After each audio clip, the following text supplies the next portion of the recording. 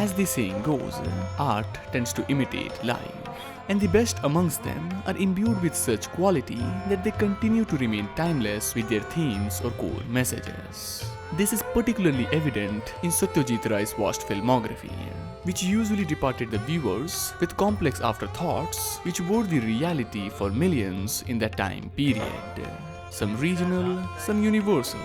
From day-to-day quandaries to asking the bigger questions about life, the hypocrisy of us as a species and our true selves that we try the hardest to keep concealed, covering urgent and worthy subject matters, leading to extremely sharp social commentary in his final works. And those are going to come handy in here to execute everything in an indirect fashion, using art to tackle current incidents, which is ultimately the byproduct of what tends to happen when history is ignored, covered up, or not learned from, leading to past events coming back to torment us in different forms and faces.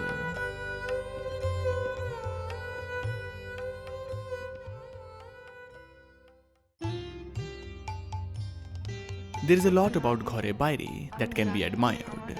From its feminist values that comes from the dissection of a married woman's life, to how her progressive husband deals with the unforeseen circumstances that disrupts their entire existence. However, it is the violent aspect of the Swadeshi movement or the overall notion of being a nationalist is what makes this film a perennial tale for us. The problem didn't or doesn't intrinsically persist in those campaigns, but more so how certain people use that to break the unity and harmony between two major religious groups, which was once used by our colonizers to tear the nation apart, as togetherness is where our strength always lied. Now, our own citizens target easily persuaded and manipulated youth for causes that they don't completely understand or even believe in, taking advantage of their naivety to exploit them and the poor, who are the recurring victims. The latter forms as the generally neglected base of the nation who don't have the privilege to lead an idealistic life that aligns with the values of the upper class who can afford to take the chances without uprooting their entire household. The rich always benefits from their action or inaction and leaves them to suffer, turning a blind eye to the ignition and rise of destructive behavior that they are contributing in, and how it actually promotes riling the public up and gaining power over them in the name of progression. They also have a tendency to attack any naysayers who don't agree with their methods to get those results, calling them weak, anti-nationalist, or sympathizer of Western values only for suggesting peaceful ways. A process that actually benefits the impoverished minorities rather than vilifying them, who are also fed the same aggravating misconceptions and lies from their own leaders, so the war and turmoil between both sides never sees its conclusion.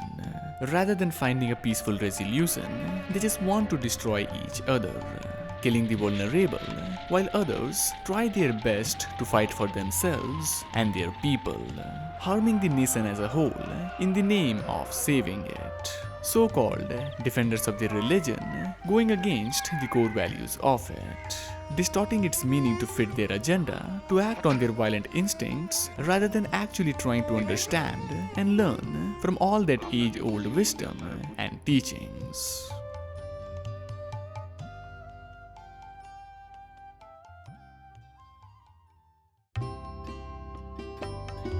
With Gonosotru, the director tried to tackle one of the most sensitive topics in India, religion. How it usually becomes the impenetrable seal for the elite to conceal their blatant corruption, an eternal quandary for us as a country, bestowing it with enough qualities for it to remain a relevant piece of work. Partly because the populace allows it to happen with their gross negligence towards such matters or its eradication.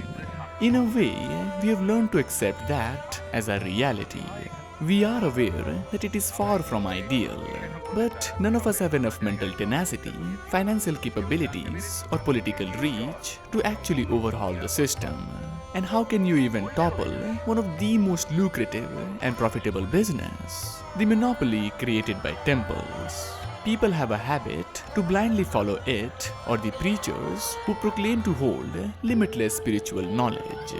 The harsh truth against its harmful notions always gets suppressed or is simply absent, again perceiving themselves as faultless. The place they inhabit as a safe haven with no ailments or impurities in sight, or how religious customs alone has the ability to cleanse and heal every known affliction, completely rejecting scientific discoveries and rooting with their ideals rather than trying to cohabit with progressive concepts which would allow for a far better lifestyle. There are people who don't abide with those sayings, but still advocate them in indirect ways to continue its expansion. And when the results begin to show the dire actuality, the authorities do everything within their means to brush them aside or keep it hidden from the masses, done in order to save their faces and more so the income that their schemes generate. Their reach even extends to the media as they control the narrative and direction of what sort or degree of news the public gets to consume, who willingly open their senses to be gorged by them and be indoctrinated with illogical ideas. In the past, it was limited to written articles, and now it has its claws in the digital formats too, usually achieved by instilling fear in those sectors, so they are left with no other option than obliging to their unlawful demands. This is how they usually conduct their dirty works in the background, so they can keep the facade of being a clean leader who strives for peace and discussions conducted in an orderly manner, when we all know and have seen the outcome of it.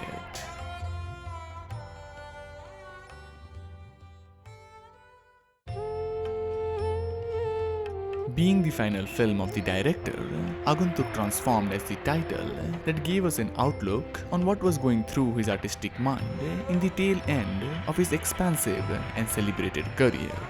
And he didn't disappoint by any means.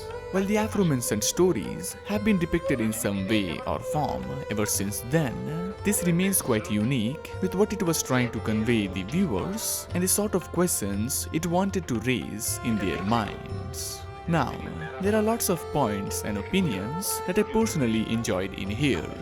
Values that I find to be extremely admirable and a lifestyle that I can't stop envying. It even touches on so many cultural aspects about Bengal and its residents. However, it is the piercing and truthful social commentary regarding what is considered civilized or not in these so-called advanced and progressive times is what made the narrative such an eventful experience even after all these years. The usual age-old factors used to separate us from others. What makes some the obvious superior beings and the rest worthless inferiors. Let it be class, caste or religion. Now, this works in two ways. The former mostly driven by white people, the benefactors of enslavement, colonization and oppression, moral policing others regarding the methods that they themselves established to profit off from the century-long exploits where they abused and robbed the natives from their rightful resources, which became the backbone for their development as they left the victims with no means to support themselves or even dream about a viable future. The other side of it concerns the treatment that tribal communities have to face in India. Historically and unfortunately, even nowadays, people from such tribes have to endure unfair treatment in almost every sector. And even when they are provided with similar opportunities, there is a sense of pity or favor in those offerings, as if we are doing a charity for them and they can never achieve similar achievements on their own merit. On top of that, as it happens all over the world, their way of living is generally seen in a negative light or has a bad reputation, always facing scrutiny for conducting their activities and looked down upon when compared to us civilized people. Of course, they have their faults and a violent side, but when it comes to the scale and scope, our death toll outnumbers theirs by a long margin. However, they are the savages amongst us sensible beings. But at least their apparent crimes aren't driven by greed or lust, but only to protect their people and conserve the nature that nurtures their livelihood that we are trying our best to completely obliterate.